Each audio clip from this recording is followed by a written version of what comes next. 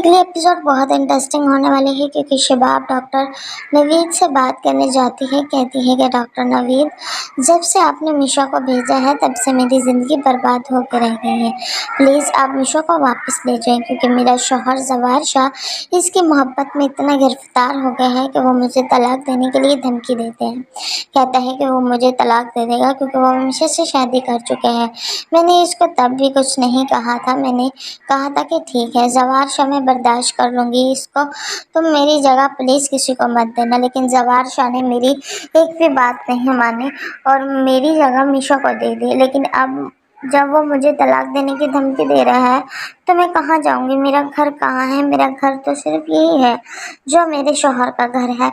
लेकिन जवार शाह मुझे यहाँ से भी निकालने की धमकी देते हैं। वो कहते हैं कि वो मुझे यहाँ से भी निकाल देगा, तो मैं कहाँ जाऊँगी? इतनी देर में डॉक्टर नवीद कहते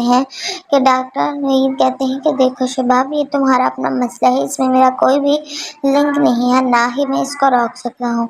वो तुम्हें तलाक नहीं दे। इतनी देर में वो कहते हैं कि डॉक्टर नवीद, आपकी भी कोई बेटी होगी, आपको ज़रा एहसास नहीं है, मेरा घर बर्बाद हो जाएगा, मैं कहाँ जाऊँगी?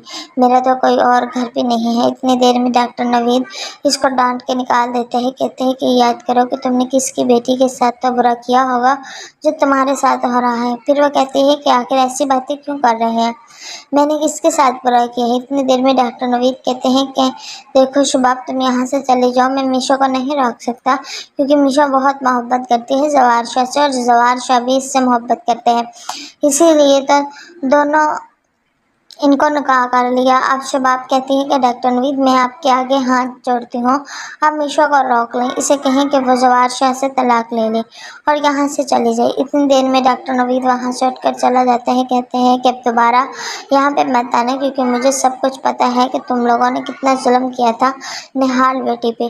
फिर इस बेचारे का क्या कसूर था? माना वो गरीब घर से थी, इसका बाप इतना जालिम था, इसकी माँ मजबूर थी, लेकिन तुम लोगों ने ज़रा भी रहम नहीं खाया। तुमने इसे बचा सकती थी। जब इसकी बहन इतना जुल्म कर रही थी तो तब तुम क्यों खामोश रही?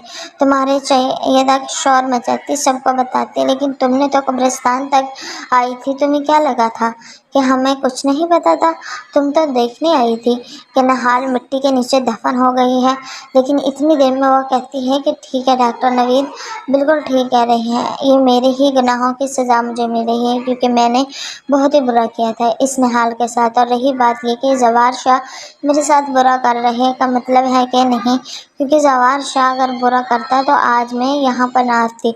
जवार शाह बिल्कुल अच्छा कर रहा है मेरे साथ क्योंकि मैंने जो जो किया मुझे इसकी सज़ा मिल चुकी थी, तो मैं ज़रा भी रहम ना खाया। निहाल पे इसका बेटा इससे छीन लिए, न जाने इस पे क्या गुजरी होगी।